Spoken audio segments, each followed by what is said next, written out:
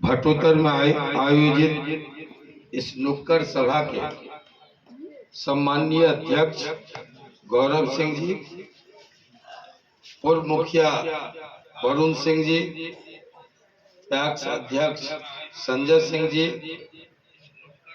पूर्व मुखिया ध्रुव सिंह जी, भवन सिंह जी, बंगट सिंह जी, दिवेश जी, विनोद जी, विनय सिंह पत्रकार, मिथिलेश सिंह जी, रमेश जी, सुमन जी, विजय जी, मेरे साथ आए अवधेश बाबू, जिला पार्षद राजीव सिंह जी, माधव जी, ललनेश जी, छोटे भाई चंदन जी, दरभंगा से आए पीके सिंह जी, डॉक्टर पीके सिंह जी, अरविंद जी सहरसा से, और यहाँ उपस्थित भटोतर मुखिया बुल्ला जी,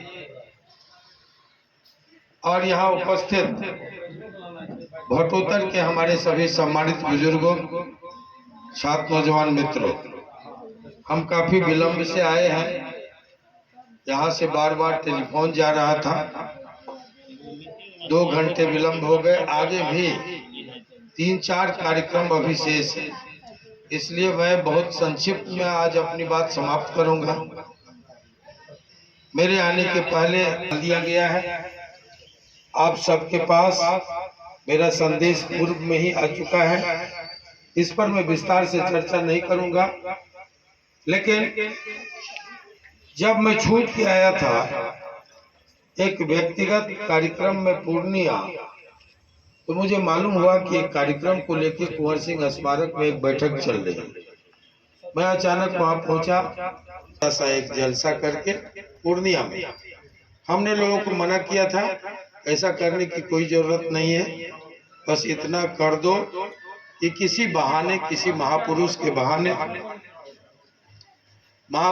बहाने उनके पुण्यतिथि, उनकी पुण्यतिथि या उनके जन्म जयंती पर हम लोग एक कार्यक्रम लगाए और उस बहाने मैं उन जगहों पर जाऊं जो हमारे संघर्ष का गवाह रहा है, जहां मेरा भूमिगत जीवन मैंने जिया है, उनसे अपने जो पुराने रिश्ते हैं उसको फिर से तरोताजा करूं। रिन्यूअल, आज की पीढ़ी जो उस कठिन दौर में नहीं थी और जो जो सोशल मीडिया से हमको जानते हैं, उनसे भी रूबरू हुआ जाए। इसके तहत एक कार्यक्रम बना और मैंने कहा कि मैं 7 दिन, 7 में कम से कम 10 गांव प्रकट करने आए हैं कि जब से मुझे सजा मिली, आप सब जानते हैं मैं उस गुनाह की सजा काट के आया जो मैंने किया ही नहीं। बावजूद इसके मेरी लोकप्रियता मेरा दुश्मन बनी और मुझे साजिशन जेल में रखा गया ताकि आप सब, पूरा इलाका ये नेतृत्व विहीन हो जाए। और इस मामले में बहुत लोगों को सफलता भी मिली। आज मैं निकला हूँ, ये 3 टीमें निकली थी। नीतीश जी ने 3 टीमों को 3 दिशा में बिहार के रवाना किया था और ये पता लगाने कि जो समाज, जो लोग हमारे साथ थे, क्या कारण हुआ, क्या अचानक कट गया, आक्रोशित है, गुस्से में है, समाधान क्या होगा, वो काट रहे हैं। जब एनडीए के निर्माण में उनका योगदान था, बिहार में जंगल राज के खिलाफ सर्वाधिक उनकी कुर्बानी थी, तो सत्ता मिलने के बाद वो जेल में क्यों? उनको बाहर कीजिए, हम लोग साथ। मैं आप इस मन से आभार भी प्रकट करूंगा। मुझे बाहर निकालने में जो भी प्रयास हुआ वो किया और आज मैं आपके बीच खड़ा हूं। साथियों मित्रों, लेकिन सबसे बड़ा अगर रोल किसी की कोई भूमिका है वो आपकी है, क्योंकि अब सब जानते हैं औकात घट जाती है। कोई मंत्री है और मंत्री से हट गया, उसकी हैसियत खत्म हो जाती है। यहाँ तक कि जो बड़ी पार्टियां उसके आला कमान की नजर अगर फिर जाए तो आदमी औकात में आ जाता है। लेकिन 99 में मैं एमपी था, उसके बाद से मैं हारा, चुनाव लड़ा, इसके 28 साल हो गए और 16 साल में जेल में था। बावजूद इसके आपके स्नेह में, आपके प्यार में, आपके समर्थन में, आपके आशीर्वाद में, आपके सहकार में कोई कमी नहीं आई। और लगातार नेल्सन मंडेला के बाद सबसे रिहाई की सबसे बड़ी लड़ाई बिहार में हुई कि 3 अक्टूबर 2007 से मेरी रिहाई तक अहरनिश लगातार सिलसिलेवार लोग अनशन, प्रदर्शन, धरना, मसाल जुलूस, ट्विटर ट्रेंड, ये सोशल मीडिया, इलेक्ट्रॉनिक मीडिया, उपवास, मंदिरों में प्रार्थनाएं, गिरजों में, मस्जिदों में, ये गुरुद्वारों में लगातार ये प्रयत्न चलता रहा। आपकी आवाज उठती रही, आनंद मोहन निर्दोष है। ये पत्र चाहे माननीय मुख्यमंत्री को हो, प्रधानमंत्री को हो, राज्यपाल और राष्ट्रपति को हो, आप लगातार लिखते रहे। और यही कारण है कि 16 वर्षों बाद भी आनंद मोहन मरा नहीं, लोगों के जीवन में जिंदा रहा। और आज आपके आशीर्वाद के दम पर इस प्रांगण में मैं आपके बीच अर्धरात्रि में, अर्धरात्रि नहीं, ये संध्या कहिए इसको, तो संध्या में आपके बीच में खड़ा होकर के आप मिल रहा, बातें कर रहा। साथियों मित्रों, ये तो रही अपनी बात, लेकिन जो जिस पर्पस से हम आए हैं वो एक गंभीर चिंतन का विषय। मैं लगातार कहता रहा हूँ कि जहाँ कहीं अन्याय हुआ, अनाचार हुआ, शोषण हुआ, दोहन हुआ, सीमाओं पर चुनौती आई, धर्म संकट में पड़ा, हर मुसीबत में, हर संकट में हम सामने आए, हमारी छाती सामने रही। प्रजा की रक्षा या सीमाओं के विस्तार, भारत की कीर्ति पताका को दिग दिगंत तक लहराने, आगे बढ़ाने, नाम भी हमारे पुरखों के नाम पर पड़ा, किसी भारत के नाम पर भारत। ये जो धरती है, ये जो दुनिया है, इसका भी नाम महाराज पृथु के नाम पर पृथ्वी पर। ये जो समंदर है, इस सागर का नाम भी किसी महाराज सागर के नाम पर पड़ा। और ये जो पतित पावन पवित्र गंगा है, इसका भी नाम हमारे किसी महापुरुष भागीरथी के नाम पर भागीरथी गंगा पड़ा। ये सच साथियों, बावजूद इसके हम लगातार कुर्बानियां, बलिदान, भारत को बनाने में, सजाने में, संवारने में हमने योगदान दिया। अगर सत्य की चर्चा होगी तो हरिश्चंद्र सामने आएंगे, अगर धर्म की चर्चा होगी तो धर्मराज युधिष्ठिर होंगे, अगर बल की चर्चा होगी तो कोई महाबली भीम होंगे, अगर श्रेष्ठ धनुर्धर की बात होगी तो कोई पार्थ होंगे। साथियों, इसी तरह अगर पराक्रम की चर्चा होगी तो कोई प्रताप होंगे, कूटनीति की चर्चा होगी तो शिवा होंगे। जीवन के हर क्षेत्र में संस्कार से लेके सभ्यता के विस्तार तक हम लगातार देश के लिए करते रहे, गुजरते रहे, कर गुजरते रहे, ये हमारा इतिहास है। लेकिन आज पता नहीं किन बात सवाल है, मैंने कभी कोई अन्याय के पीछे जात नहीं देखा, धर्म नहीं देखा, मजहब नहीं देखा। हम राष्ट्रीय आंदोलन की उपज है। हमारे पुरखों ने मुल्क की आजादी के लिए सब कुछ कुर्बान किया। विनोबा जी आए, गरीबों के भूदान के लिए 15 एकड़ जमीन दे दिया, जिस पर आज मेडिकल कॉलेज वहां बनने जा रहा है। पहले आश्रम था दादाजी का। तो साथियों, इसलिए हमारे डिक्शनरी में कोई जात पात, धर्म, मजहब नहीं। माँ ने सिखाया, गाय, गरीब और ब्राह्मण पर अगर अत्याचार हो, और मधेपुरा मधेपुरा इसका गवाह है। जब स्तनों पर ब्लेड चले, नाम पूछकर ये टिक्की और जनेऊ काटे गए, थूक से टीके मिटाए गए, लड़कियों को का खुलेआम सरेआम नंगा करके प्रदर्शन हुआ। चंद्रशेखर जी के कोटे से 2 व्यक्ति, एक रघुनाथ झा जी, एक मैं।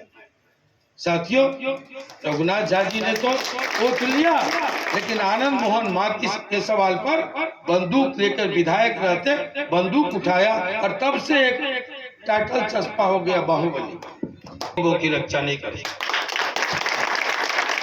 इसलिए साथियों मैं कहा करता हूं कि राजपूत कभी संकीर्ण नहीं होगा, और जो संकीर्ण होगा वो राजपूत नहीं हो सकता। जय भवानी। मैं कहा करता हूं कि हमको कोई नैतिक हक नहीं है कमजोर होने का। अगर हम कमजोर होंगे तो जो गाँव, इसलिए हमको कमजोर होने का कोई नैतिक हक नहीं है। हम अगर गरीब होंगे तो हमारे दरवाजे पर याचना में दुर्दिन के मारे अगर कोई गरीब आएगा उसकी सहायता कौन करेगा? इसलिए हमको गरीब रहने का कोई नैतिक हक नहीं है। साथियों, हम पूरा बरसल रहे हैं, आगे भी सब कुछ गंवा के रहेंगे। गिट पिट सिट पिट राजनीति कोई कर ले, तोड़ जोड़ तिक्रम कोई कर ले, लेकिन अगर बॉर्डर पर बंदूकें गरजेंगी चीन और पाकिस्तान के तो अगर गोले बरसाएंगे सीना फिर से सामने होगा हमारा। हम इसकी परवाह नहीं करें, लेकिन सब कुछ के बावजूद राज्य के विचर के योगदान देने वाला, सीमाओं की रक्षा में आज भी सबसे ज्यादा कुर्बानी देने वाली कौन? आजादी के बाद मुकम्मल भारत बनाने के लिए 567 रियासतों का बलिदान देने वाला। इसको देखिए, सिनेमाओं में एक विलेन खड़ा करेगा, मूंछ, तलवार, घोड़ा, सामंत, गालियां, और उसके बाद सिर्फ ये पद्मिनी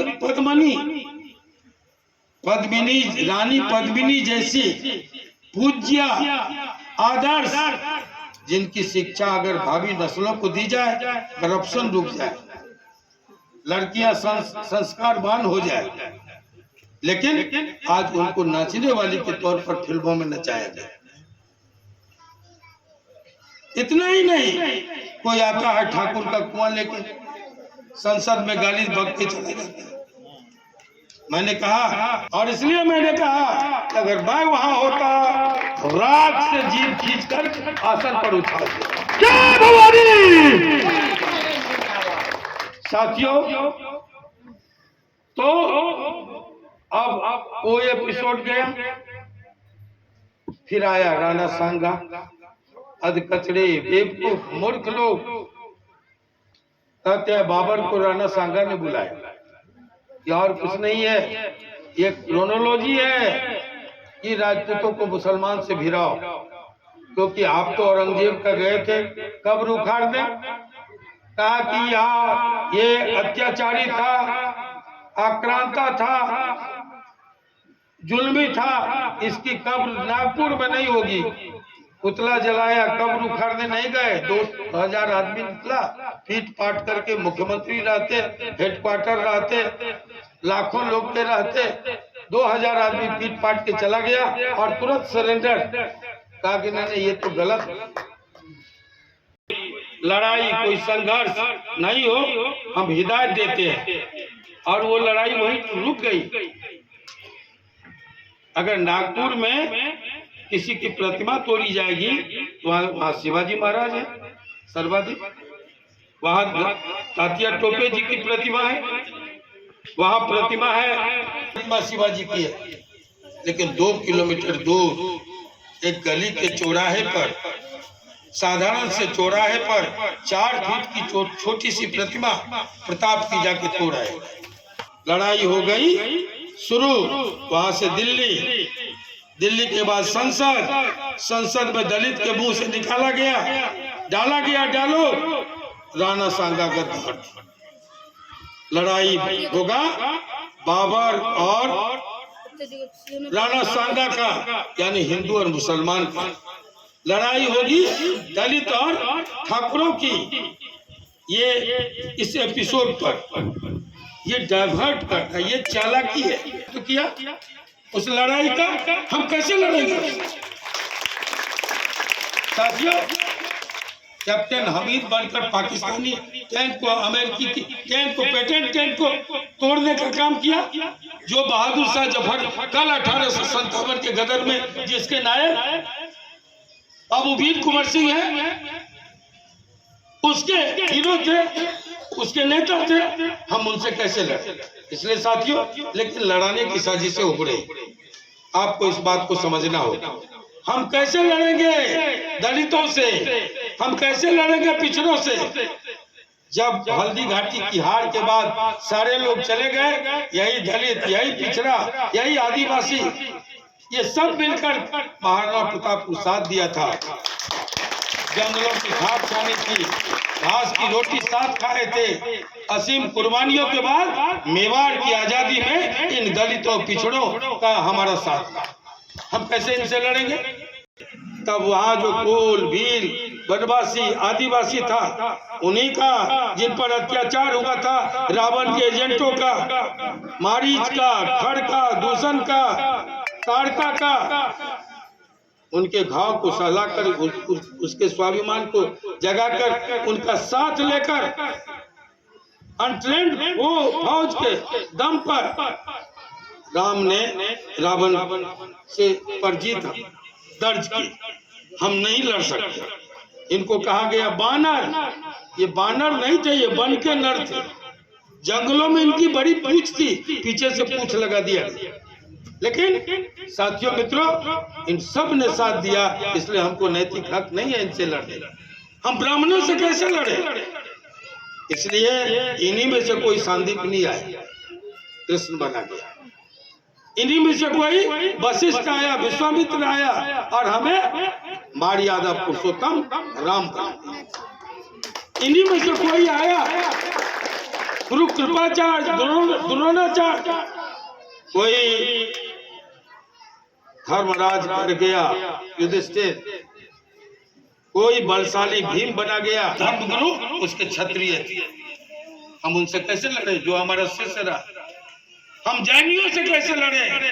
उसका 24 का 24 तीर्थंकर क्षत्रिय थे, एक दो नहीं, सभी के सभी। हमको किसी से लड़ने का कोई हक नहीं है, उनकी रक्षा करने का हक है, उनको साथ देने का हक है। हर जुल्म, हर अन्याय में उनका साथ देने का हमारा नैतिक अधिकार है। भाई वर्ग का भेद किए, जात का भेद किए, धर्म का भेद किए, आपके साथ खड़ा है। साथियों, लेकिन आज सवाल है कि सिर्फ हमारे हिस्से जो गालियां मिली है, 77 वर्ष की आजादी में हमने कहा मुकम्मल भारत बनाने में हमारा योगदान रहा। कोई 5 कट्ठा जमीन, 5 बीघा जमीन नहीं छोड़ सकता। हम 567 रियासतें दान। तो ऐसे में आज हम गाली के नहीं, जहां हमारा अभिनंदन होना चाहिए, जहां हमारा स्वागत होना चाहिए, आज हमें गालियां दी जा रही है। इसलिए साथियों, ये वक्त का तकाजा है। हम आंख मिलाकर कहेंगे माननीय स्पीकर को, ये गालियां कोई रामजीलाल सुमन नहीं दे रहे, ये गालियां यहाँ के कोई सरक्षा सांसद हमको नहीं देते हैं। कहते हैं जमींदार, जमीनें कैसे आई?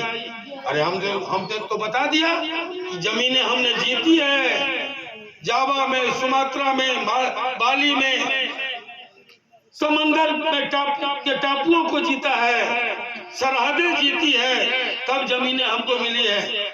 आप तो स्वयं कहते हैं कि हम जमींदार हैं, 9000 बीघा के मालिक हैं।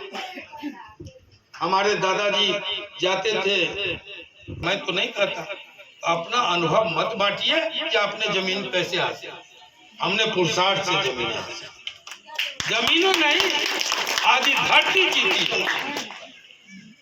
लेकिन साथियों, आज जिसको तिसको सरक भाषा में हमको कहना चाहता हूँ कि आज ऐसे में जब एक शीर्ष नेता की आलोचना होती है, उसकी मेमोरी निलंबित हो जाती है। 10 दिन पहले उनको गालियां पड़ती है, आलोचना, गाली नहीं, आलोचना होती है। आलोचना मतभेद लोकतंत्र की आत्मा है। पक्ष और विपक्ष दो पहिया है जिस पर भारत का लोकतंत्र चल रहा है। लेकिन आज इतनी हम लोगों को पैसेंस, इतना पैसेंस नहीं है आलोचना सुनने का, तब उनकी मेमोरी निलंबित हो जाती है। तो राणा सांगा को गाली देने वाले का मेमोरी बर्खास्त होना चाहिए, उसको जेल में डालना चाहिए। ये सख्त कानून अगर नहीं बना तो मानेंगे कि संसद में बैठे स्पीकर साहब का इसमें साथ की औकात नहीं है, क्योंकि हमारा संविधान कहता है कि मनसा वाचा कर्मणा, हम किसी को अपने आचरण से ठेस पहुंचाने की इजाजत संविधान नहीं देता, उस पर कार्रवाई का प्रावधान है। तब हम अकेले क्यों पड़ जाते, ये सिर्फ हमारी लड़ाई क्यों पड़ जाती है, तब बाकी के संगठन चुप क्यों लगा जाते हैं, ये सोचने की बात है, सोचने की बात है। रांगा सांगा के अपमान के सवाल पर सिर्फ हम ही क्यों तिल मिला रहे हैं? आज लोग क्यों चुप जाते हैं, क्यों चुप लगा जाते हैं, यह समझने की जरूरत है। और अगर कोई नहीं समझा तो मैं कहने आया हूं कि हम अपने हक की लड़ाई अकेले लड़ने में सक्षम हैं, ये बताना होगा। नाक के ऊपर पानी बह गया, अब बर्दाश्त की सीमाएं पार हो रही है। इसलिए आप सबको कहने आया हूं, दिनकर की पंक्तियों में छीनता हो सत्य कोई और तुम, त्याग तप से काम लो या पाप है, पुण्य है कि छिन्न कर देना उसे, बढ़ रही तेरी तरफ जो हाथ कह रहे थे। हम मिथिलांचल के लोग हैं और यहाँ न्योता 2 तरह का होता है, घर जाना और सब जाना। सब जाना का मतलब, घर जाना का मतलब घर के पीछे एक है।